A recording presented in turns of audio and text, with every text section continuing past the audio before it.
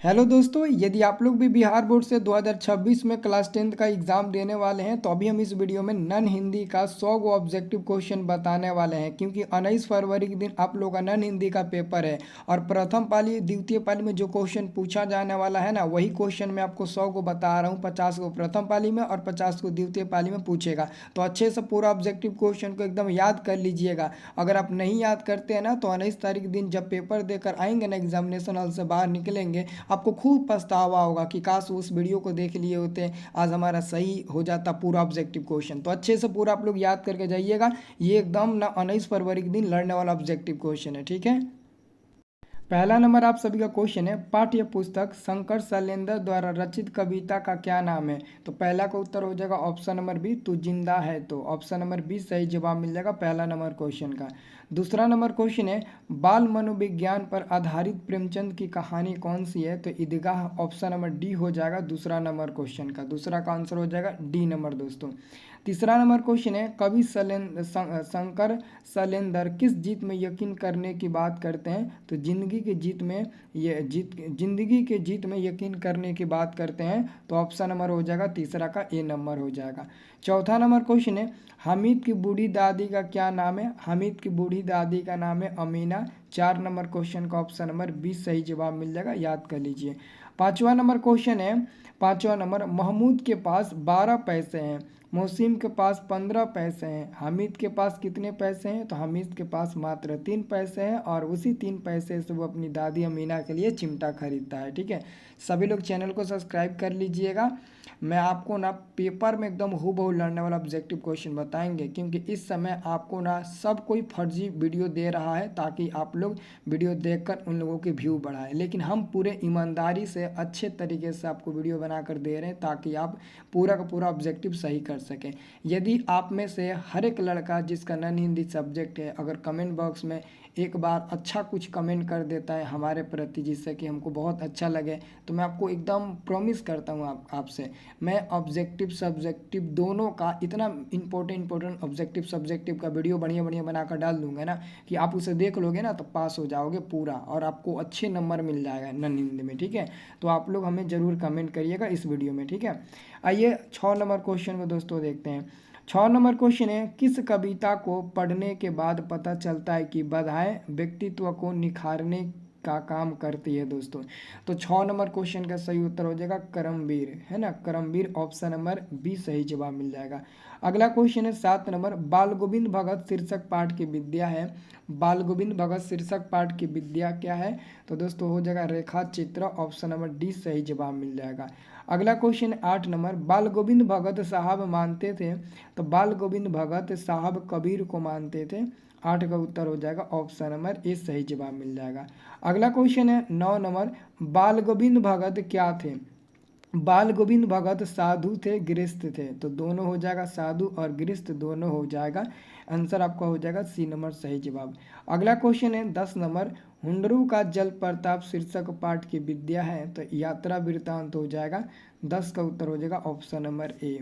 12 number question है, पठित पाठ के आधार पर बतलाइए कि स्वर्ग का एक टुकड़ा किसे कहा गया है।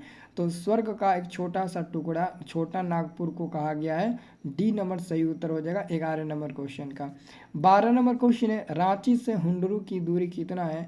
28 मील यानी कि 45 किलोमीटर। 28 मील को हम 45 किलोमीटर कहेंगे, तो आंसर हो जाएगा 28। सी नंबर बिल्कुल सही उत्तर हो जाएगा। अगला क्वेश्चन है 13 नंबर दोस्तों, किस कविता की कविता को सागर में गागर कहा जाता है। तो दोस्तों इसका सही जवाब मिल जाएगा बिहारी लाल।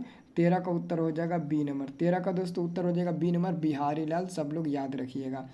अगला क्वेश्चन है 14 नंबर, जब किसी व्यक्ति वस्तु स्थान घटना दृश्य आदि का इस प्रकार वर्णन किया जाए ताकि किया जाए पाठक के मन पर उसका हू बहू चित्र बन जाए, तो उसे क्या कहते हैं दोस्तों।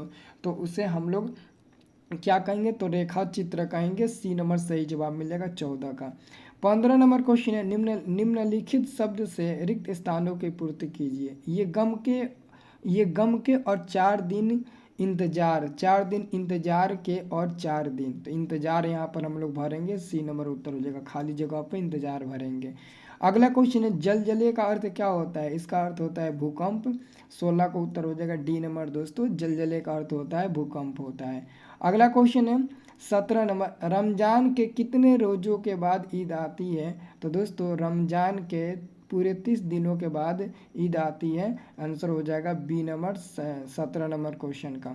18 नंबर क्वेश्चन है पठित पाठ के आधार पर बतलाएं कि किनकी जेबों में कुबेर का धन भरा हुआ है? तो लड़कों की जेबों में, क्योंकि लड़के ज़्यादा प्रसन्न थे इसलिए लड़कों की जेबों में कुबेर का धन भरा हुआ है। सी नंबर सही उत्तर हो जाएगा। अगला क्वेश्चन है हमीद का पिता यानी बाप गत वर्ष में कैसे मरा? तो हैजे से दोस्तों मैं एक किताब में देखा था ना, ऑलरेडी पीडीएफ फॉर्मेट में किताब का पीडीएफ बनाकर उस पार्ट का दिया गया था। उसमें एक्सीडेंट में बताया गया था कि उनके पिता और माता की मृत्यु हो गई है, लेकिन दोस्तों बुक में ऑलरेडी मैंने देखा तो उसमें ऑलरेडी दिया है हैजा के कारण। हैजा एक बीमारी है और उन्हीं कारण उनके पिता शिकार हो गए थे और उनके पिता की मृत्यु हो गई थी, ठीक है ना। तो यही किताब में ऑलरेडी दिया गया है, लेकिन कई जगहों पर लोग कहते हैं सड़क दुर्घटना में, बट ये नहीं होगा, ठीक है ना, यही होगा। मैंने इसको फाइनली कर लिया है किताब से देखकर। अगला क्वेश्चन है 20 नंबर, गांव से ईदगाह की दूरी कितना है? 3 कोस। ऑप्शन नंबर ए हो जाएगा 3 कोस, यानी कि 9 किलोमीटर की दूरी पर है, आपको याद रखना है, ठीक है। और एक और बात बता दें, जो भी विद्यार्थी अभी 2026 में एग्ज़ाम देने वाले हैं मैट्रिक का, 17 तारीख से एग्ज़ाम आपका शुरू है फरवरी में। यदि आपने अभी तक शुरू से अच्छे से नहीं तैयारी किया है और आपको लग रहा है कि पता नहीं पास होंगे कि नहीं होंगे, और आपको डर लग रहा है कि कैसा कैसा ऑब्जेक्टिव आएगा, कैसा कैसा सब्जेक्टिव आएगा, और मैं तो अभी शुरू से पढ़ा ही नहीं हूँ, बहुत कम समय बचा हुआ है, तो आपको टेंशन लेने की ज़रूरत नहीं है, क्योंकि आप मेरा वीडियो देख रहे हो, यानी कि स्टडी प्लस का वीडियो देख रहे हो। तो मैं आपको एक सबसे सरल उपाय बताता हूँ। मेरे पास एक पीडीएफ नोट्स है, ठीक है ना, एक मेरे पास पीडीएफ नोट्स है। इस पीडीएफ नोट्स में ऑब्जेक्टिव और सब्जेक्टिव हर सब्जेक्ट का मेरे पास है, वीवीआई पेपर में लड़ने वाला। यदि आपके पास जो भी समय है 10, 15, 20 दिन, 30 दिन, अगर उतने दिनों में ये लेकर एक बार पढ़ लेते हो ना, तो इतना मैं ज़रूर यकीन कहूँगा कि ईमानदारी से पढ़ते हो तो 400 नंबर आ जाएगा, और थोड़ा बहुत ऊपर झापर पढ़ लेते हो ना तो 350 नंबर कोई नहीं रोकेगा, एकदम पक्का बोल रहा हूँ, ठीक है। तो जिसको लेना होगा मैं बता देता हूँ कैसे लेना है, आप लोग ले लीजिएगा, ठीक है। हालांकि मैं इसके पिछले साल ना 250 और 199 रुपये में वो पीडीएफ नोट्स दिया था, लेकिन इस समय ना एग्ज़ाम में ना बहुत कम समय बाकी है, इसलिए हम पूरा इसको ना कम कर दिए हैं, 160 रुपये में ले रहे हैं, और सिर्फ अपना मेहनत ले रहे हैं, क्योंकि जो भी हम आपको चीज़ दे रहे हैं ना पीडीएफ ऑब्जेक्टिव सब्जेक्टिव का, उसको बनाने में बहुत मेहनत लगा है ना, हिंदी टाइपिंग करना, आंसर पेंट करना, बहुत मेहनत लगा है। लेकिन दोस्तों उस मेहनत का फल ना आप लोगों को मिलेगा, जब पेपर देने जाइएगा ना पूरा क्वेश्चन लड़ जाएगा। तो ले लीजिएगा, ये पीडीएफ फॉर्मेट में हम आपको देंगे, है ना। आप व्हाट्सअप चलाते हैं ना, तो आपके व्हाट्सअप पर सारा सब्जेक्ट का पीडीएफ भेज देंगे, खोलकर आप लोग ऑब्जेक्टिव सब्जेक्टिव याद करिएगा, दोनों मिलेगा, ऑब्जेक्टिव सब्जेक्टिव, उसका आंसर भी रहेगा।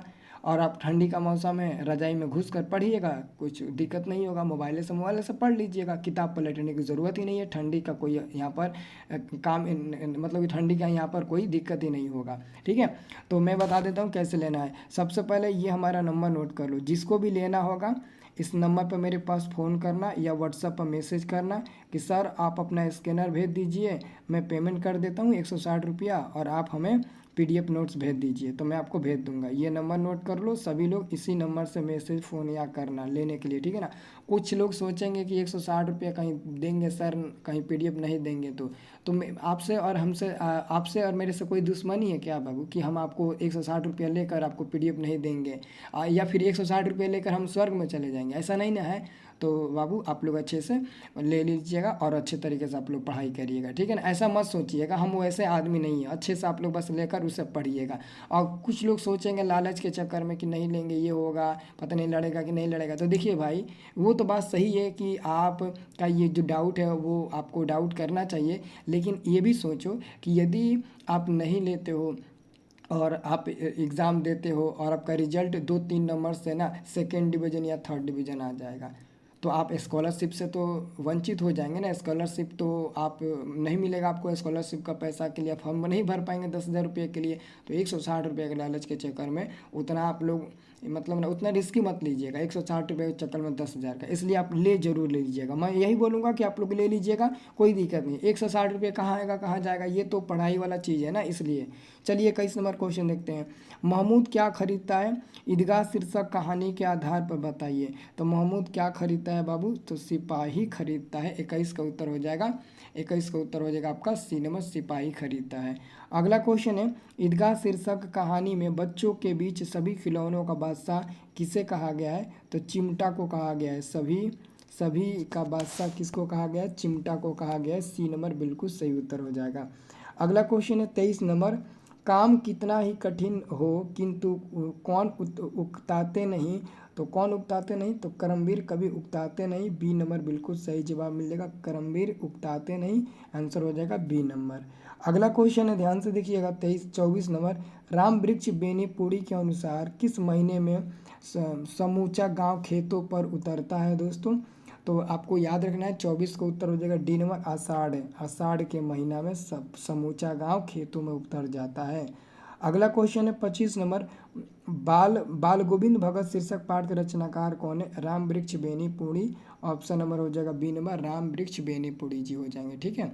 अगला क्वेश्चन है 26 नंबर, बाल गोविंद भगत की प्रभातिया किस महीने से शुरू होती है? कार्तिक से शुरू होती है और फागुन तक चलती है। डी नंबर सही उत्तर हो जाएगा। अगला क्वेश्चन है, बाल गोविंद भगत की संगीत साधना का चरम उत्कर्ष लेखक को कब देखने को मिला? तो जब बेटा मरा था, यानी कि बेटे के मृत्यु के दिन। ऑप्शन नंबर ए सही जवाब मिल जाएगा। अगला क्वेश्चन है, बाल गोविंद भगत गंगा स्नान करने के लिए कितने कोस पैदल जाते थे? 30 कोस यानी कि 90 किलोमीटर। 30 कोस यानी कि 90 किलोमीटर वो पैदल जाते थे स्नान करने हर महीना। आंसर हो जाएगा बी नंबर। अगला क्वेश्चन है, किस उद्देश्य से बाल गोविंद भगत गंगा स्नान करने जाते थे? तो संत समागत और लोक दर्शन हेतु। ऑप्शन नंबर ए सही जवाब मिल जाएगा 29 नंबर क्वेश्चन का। 30 नंबर क्वेश्चन है, लेखक कामता प्रसाद सिंह काम के अनुसार कितने फुट का जल प्रताप निराला है? तो 243 फुट का। सी नंबर उत्तर हो जाएगा। अगला क्वेश्चन है, हुंडरू का जल प्रताप शीर्षक पाठ में थर्मामीटर का एक पतला पारा सा किससे कहा गया है दोस्तों? किसे कहा गया है? तो पहाड़ों के बीच एक पतली नदी को कहा गया है। सी नंबर सही उत्तर हो जाएगा 31 का। अगला क्वेश्चन है, ध्यान से देखिएगा, अगला क्वेश्चन आपका है 32 नंबर। 32 नंबर क्वेश्चन है, कहाँ का पानी कहीं सांप की तरह चक्कर काटता है, कहीं हिरन की तरह छलांग मारता है ना, भरता है, और कहीं बाघ की तरह गरजता हुआ नीचे गिरता है? तो दोस्तों हुंडरू का जल प्रताप का। ऑप्शन नंबर डी सही जवाब मिल जाएगा। अगला क्वेश्चन है, फणीश्वरनाथ रेणु की रचना कौन सी है? फणीश्वरनाथ रेणु की रचना कौन सी है? तो आपको याद रखना है, हो जाएगा ठेस। ये ठीस है, ठीस नहीं ठेस होगा, गलती से वहाँ पर ठीस हो गया है, ठेस होगा। क्या होगा बाबू? ठेस हो जाएगा। ठीक है ना, आंसर याद रखना, ठेस हो जाएगा। अगला क्वेश्चन है 34 नंबर, सृजन को मोहर छापा वाली धोती का दाम निकाल कर कौन देने लगी? तो मानू दीदी देने लगी। ऑप्शन नंबर ए सही जवाब मिल जाएगा 34 का। 35 नंबर क्वेश्चन है, कलिंग के महाराज लड़ाई में मारे गए, यह समाचार कौन लाया? तो संवाददाता लाया दोस्तों, है ना, महाराज के संवाददाता। ऑप्शन नंबर ए सही उत्तर हो जाएगा। अगला क्वेश्चन है, मैं स्त्रियों पर शस्त्र नहीं चलाऊंगा, यह किसने कहा था? तो सम्राट अशोक ने कहा था, मैं स्त्रियों पर मतलब ना शस्त्र नहीं चलाऊंगा। ऑप्शन नंबर ए सही उत्तर हो जाएगा। अगला क्वेश्चन है, साक्षात शब्द का अर्थ क्या है? साक्षात शब्द का अर्थ होता है सामने। साक्षात का अर्थ होता है सामने। आंसर हो जाएगा बी नंबर।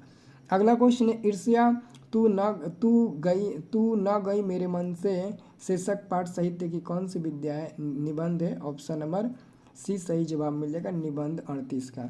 39 नंबर क्वेश्चन है, ईर्ष्या की बड़ी बेटी का क्या नाम है? ईर्ष्या की बड़ी बेटी का नाम है निंदा। निंदा। ऑप्शन नंबर डी सही उत्तर हो जाएगा।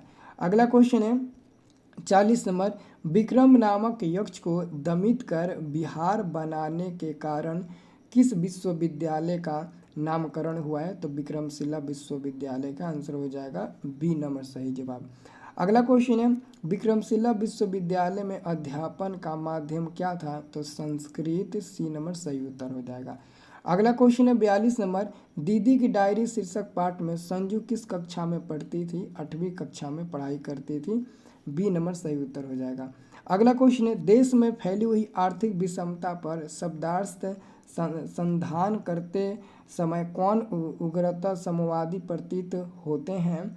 तो दीनबंधु निराला सी नंबर सही जवाब मिल जाएगा 43 नंबर क्वेश्चन का। 43 का उत्तर हो जाएगा सी नंबर दीनबंधु निराला। अगला क्वेश्चन है 44 नंबर, खेमा शीर्षक पाठ में बिना नाम की एक चालू और अस्थायी होटल किस नाम पर थी? तो दो मुहाने पर थी, दो मुहाने पर थी। ऑप्शन नंबर ए सही जवाब मिल जाएगा।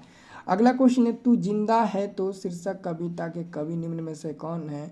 शंकर शैलेंद्र, बी नंबर सही उत्तर हो जाएगा।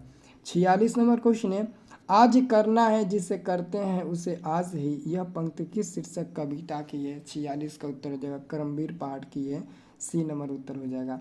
अगला क्वेश्चन है 47 नंबर, बिहारी के दोहे पाठ में कितने तरह के दोहे शामिल है? 3 तरह के, श्रृंगार और रस और भक्ति, है ना, ये 3 प्रकार के शामिल है दोस्तों। ऑप्शन नंबर आपका हो जाएगा डी नंबर। अगला क्वेश्चन है 48 नंबर, तू जिंदा है तो शीर्षक कविता में कवि क्या गुजर जाने की बात करता है? तो कष्ट अल जुल्म, एक न एक दिन गुजर जाने की बात करता है। अगर मनुष्य कष्ट में है, आज किसी मनुष्य की स्थिति अच्छी नहीं है तो आज नहीं तो कल वो स्थिति ख़त्म ही हो जाएगी। मतलब कि हर इंसान का बुरा समय भी आता है, अच्छा समय भी आता है। तो वही तू जिंदा है शीर्षक कविता में कहा गया है कि कष्ट और जुल्म एक दिन गुजर ही जाएंगे।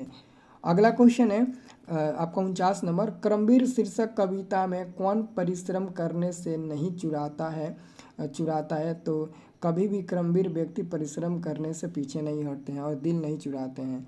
अगला क्वेश्चन है आपका 50 नंबर, धीरस सांस न लेहु, दुख सुख साही ही न भूल, दई दई क्यों करतू है, दई दई सु कबूली, यह पंक्तियाँ किस शीर्षक पाठ से उद्गृहित है? तो 50 का दोस्तों सही उत्तर हो जाएगा बिहारी के दोहे, बिहारी के दोहे, सी नंबर उत्तर हो जाएगा। अगला क्वेश्चन है बिहारी के दोहे शीर्षक कविता में कनक शब्द का प्रयोग किन किन अर्थों में किया गया है? तो धतूरा और सोना, ऑप्शन नंबर डी सही उत्तर हो जाएगा।